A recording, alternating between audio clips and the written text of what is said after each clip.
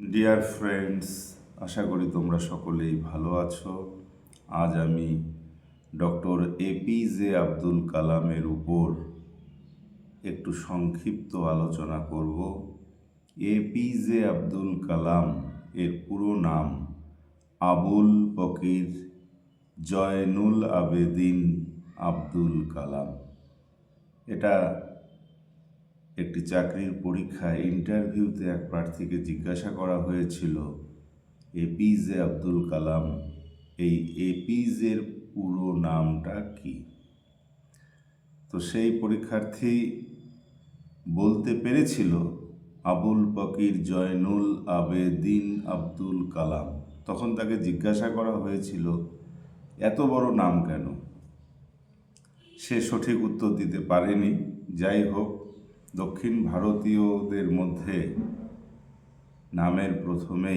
কারো নামের প্রথমেই গ্র্যান্ডফাদার বা ঠাকুরদার নাম রাখা হয়, তারপর বাবার নাম রাখা হয়, তারপর নিজের নাম।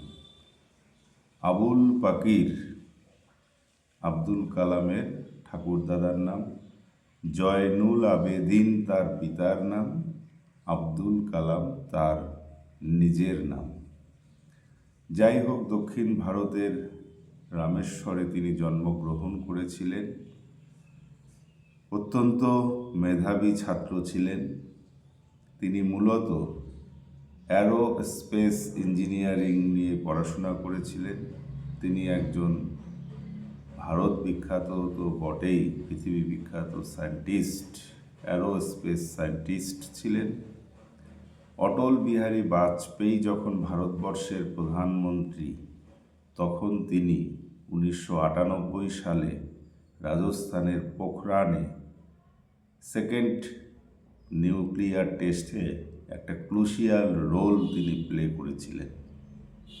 পোখরানে ফার্স্ট নিউক্লিয়ার টেস্ট করা হয়েছিল 1974 খ্রিস্টাব্দে। যাই হোক, অটল বিহারী বাজপেয়ী এবং বিরোধী দল কংগ্রেসের সমন্বিত প্রচেষ্টায় তিনি ভারতবর্ষের একাদশ রাষ্ট্রপতি হিসেবে নির্বাচিত হন।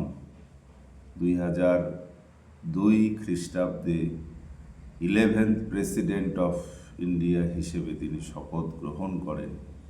2002 থেকে 2007 পর্যন্ত তিনি অত্যন্ত সুচারুভাবে ভারতবর্ষের রাষ্ট্রপতির দায়িত্ব পরিচালনা করেছিলেন।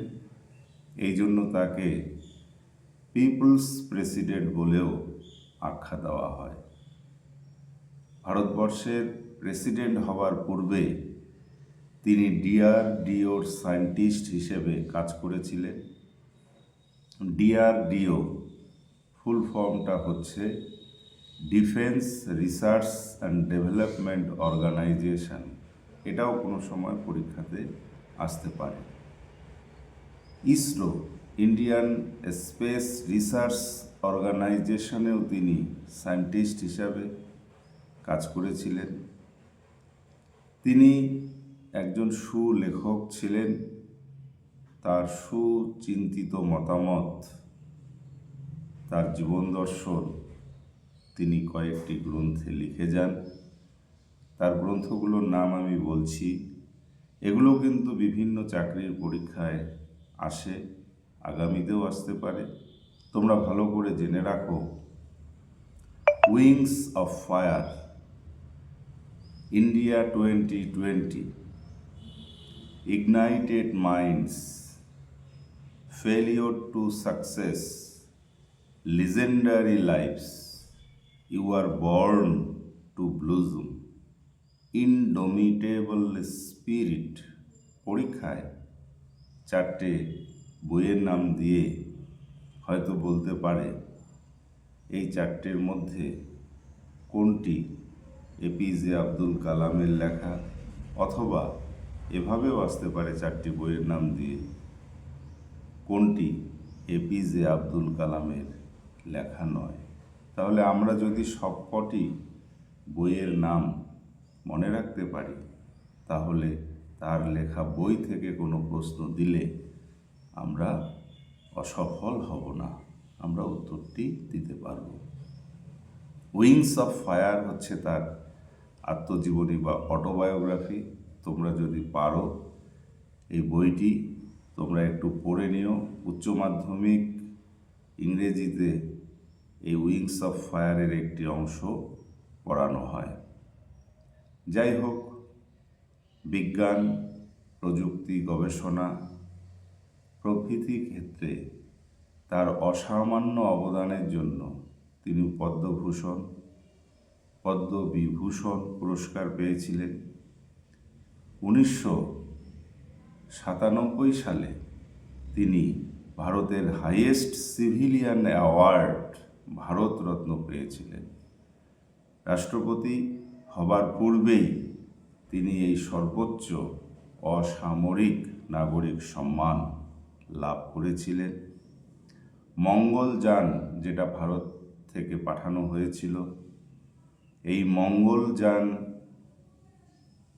যে স্পেস মিশন, এই স্পেস মিশনে তিনি একটি ক্রুশিয়াল রোল প্লে করেছিলেন। যাই হোক, শিলংয়ের অবস্থিত IIM ইন্ডিয়ান ইনস্টিটিউট অফ ম্যানেজমেন্টে একটি অনুষ্ঠানে বক্তৃতা দেওয়ার সময় 2015 সালের 27 জুলাই তিনি হৃদরোগে আক্রান্ত হন এবং প্রাণ হারান।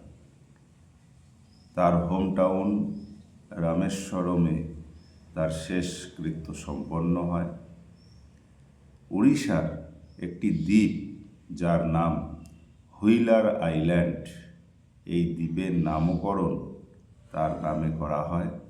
ডক্টর APJ আব্দুল কালাম সেই হুইলার আইল্যান্ডের বর্তমান নাম।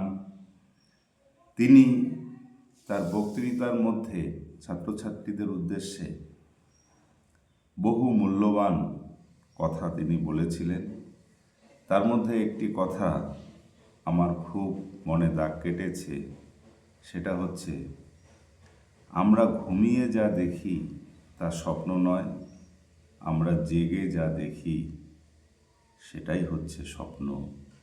ইংরেজিটা হচ্ছে এরকম, dream is not that which you see while sleeping, it is something that does not let you sleep. আমরা এমন এক স্বপ্ন নিয়ে এগোবো যাতে আমরা জীবনে সফল হতে পারি। আজ এ পর্যন্ত। এখনও তোমরা যারা আমার চ্যানেলটি সাবস্ক্রাইব করনি, তোমরা আরও ভালো ভালো ভিডিও পেতে খুব তাড়াতাড়ি তোমরা আমার চ্যানেলটি সাবস্ক্রাইব করে রাখবে। JB স্যার টাইপ করলেই আমার চ্যানেলটি চলে আসবে। ভালো থেকো, ভালো করে পড়াশোনা করো, চাকরির পরীক্ষাতে সফল হও, এই কামনা করে আজ এখানেই শেষ করছি। Thank you very much.